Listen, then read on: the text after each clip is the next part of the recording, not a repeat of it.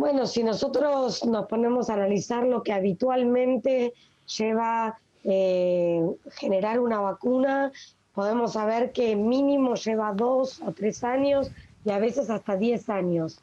En esta situación de emergencia sanitaria internacional que estamos viviendo con la pandemia por COVID-19, se logró en un tiempo récord llegar a tener 7 vacunas en fase 3 y más de 150 vacunas en diferentes fases de estudio. Entonces, si nosotros tenemos en cuenta que al virus lo conocemos desde el 7 de enero y que ahora estamos a mediados de agosto y ya tenemos varias vacunas en fase 3, que es una fase, yo diría, de las más importantes porque son las que nos permiten tener la evidencia científica de peso para luego poder comercializarla.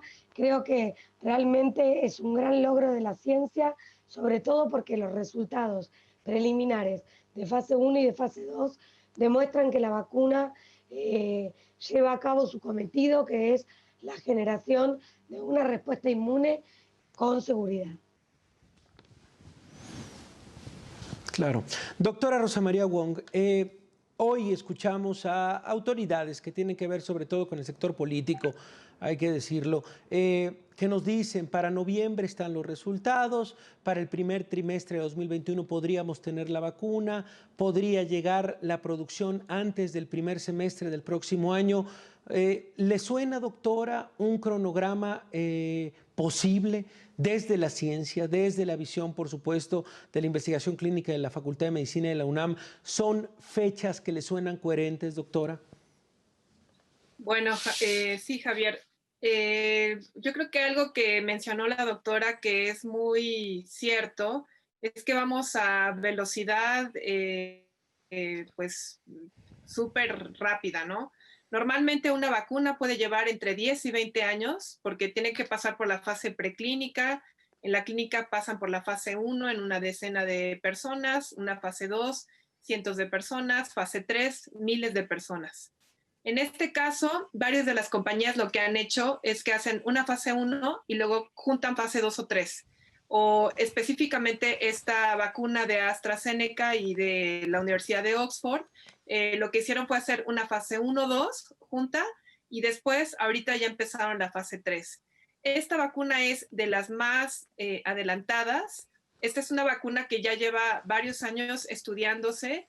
La plataforma de la vacuna, que es un virus de un chimpancé, por eso se llama ChAdOx, que es un adenovirus de chimpancé, lo estaban utilizando para producir otro tipo de vacunas contra coronavirus. Entonces, ya tenían la tecnología, lo que hicieron fue, en cuanto tuvieron esta secuencia que fue compartida por China, entonces generaron esta nueva vacuna con esa plataforma que ya tenían y por eso empezaron a hacer estos fases 1 y 2 en forma temprana. Una vez que ya tienen la fase 1 y 2, empiezan la fase 3, que ya llevan también bastantes pacientes que han sido involucrados y se han puesto la vacuna. Por ejemplo, en Inglaterra hay 4,000 pacientes que ya se pusieron la vacuna. Empezaron a poner también la vacuna en Brasil, en Sudáfrica, y pues tienen un objetivo de ponérselo alrededor de 30,000 pacientes para ver si esto funciona o no funciona. Entonces, en realidad van muy rápido porque en pocos meses se ha logrado lo que normalmente se hace en muchos años. Y algo que también cambia en tiempos de pandemia es que la producción de la vacuna, que es esta fabricación, normalmente se hace una vez que acaba la fase 3, que pasa la fase regulatoria, que esta vacuna se registra y pasa a todos los organismos internacionales. Lo que se está haciendo con varias vacunas es que una vez que entran a la fase 3, se empieza esta producción tan importante. Ahora, si los estudios de la fase 3 van a salir hasta noviembre, mientras se va a estar empezando a hacer la vacuna precisamente para tener todos estos millones de dosis que se necesitan. Lo que se ha prometido por parte de AstraZeneca desde antes incluso que se anunciara la participación de México y de Argentina era que se tendrían alrededor de 400 millones de dosis a finales de año, y para el siguiente semestre tendrían en total un millón de dosis. Ahora, con la producción de la vacuna en nuestros países, tanto en Argentina como en México, bueno, pues esto incrementa el número de dosis disponibles y sobre todo da la oportunidad a nuestros países de poder tener acceso a esta vacuna. Entonces, es una noticia muy buena Sí, para sí. ambos países, y pues sí, es lo que han dicho, que sí es factible.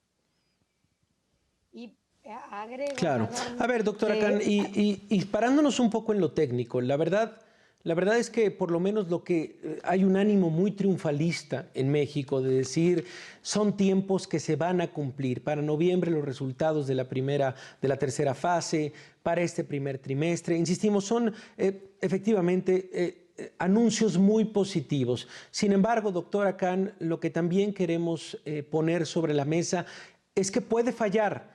O sea, todavía hay la bueno, posibilidad de que esta vacuna no cumpla los requisitos necesarios para esta tercera fase. Puede ser que se haga un poco más tarde, que falle, que se retrase. Digo, para ponerlo también en el horizonte, doctora. sí, es importante destacar que todavía no tenemos la vacuna. La vacuna está en la fase 3, que como dije anteriormente, es la fase que va a definir si la vacuna después puede aprobarse y aplicarse a la población general. Lo que están haciendo muchos de los laboratorios que están desarrollando vacunas es, paralelamente con la fase 3, empezar la fabricación de la vacuna, aún a riesgo de que después la fase 3 no demuestre los resultados que se venían manteniendo en la fase 1 y fase 2. ¿Qué quiero decir con esto? Los resultados preliminares de fase 1 y fase 2 de esta vacuna en particular son muy alentadores, son muy buenos. Se logró inmunidad en el 91% de los pacientes con una dosis y en el 100% con 2 dosis, pero la fase 3 es la que se estudia en miles y miles de voluntarios en diferentes países del mundo, y es la que nos da la pauta de si la vacuna realmente sirve para prevenir la enfermedad. Entonces, en estos tiempos de emergencia sanitaria, es que se está haciendo en paralelo la producción de la vacuna con la fase 3, aún a riesgo de que si la fase 3 por algún motivo no demostrara los mismos resultados que la fase 1 o 2, serían millones los que se perderían. Claro. Y a ver, es una de las preguntas que más se repite en nuestro auditorio, doctora Rosa María Wong, que tiene que ver con la posibilidad de comprarla.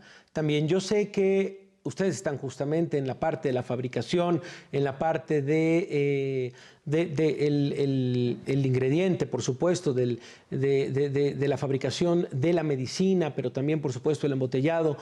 Ven poco del tema de la distribución, pero una de las preguntas tiene que ver con eso, una de las principales preocupaciones, que es el acceso en primer caso, y en el segundo caso también, ¿qué sucede incluso cuando te la pones? ¿Qué significa tener una vacuna? Que es también una pregunta que se repite mucho en nuestro auditorio. Cuando lleguemos a alcanzar, si en el mejor de los casos se logra antes del primer semestre de 2021, por supuesto ¿qué significa tener una vacuna? Esto te hace inmune, podríamos decir que ganamos la batalla contra el COVID-19. Digo, adelantándonos un poco a este escenario, que por supuesto es lo que buscan todos los gobiernos en este momento del mundo, doctora.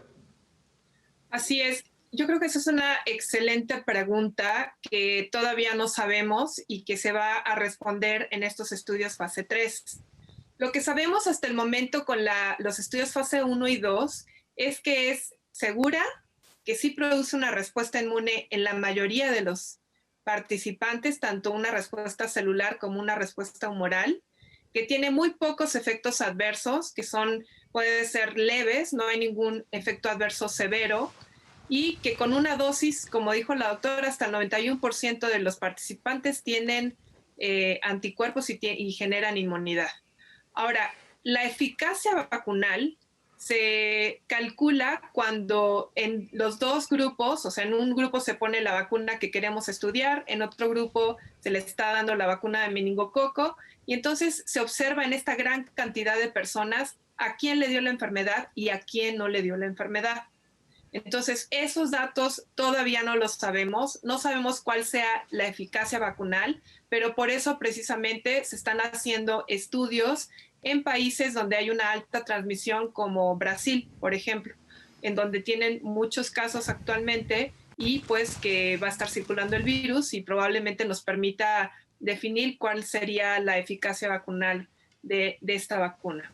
Ahora, en el mejor de los casos, por ejemplo, tenemos la vacuna de sarampión, que es una vacuna de virus vivos. Esa, en el mejor de los casos, tiene un 95% de cero conversión.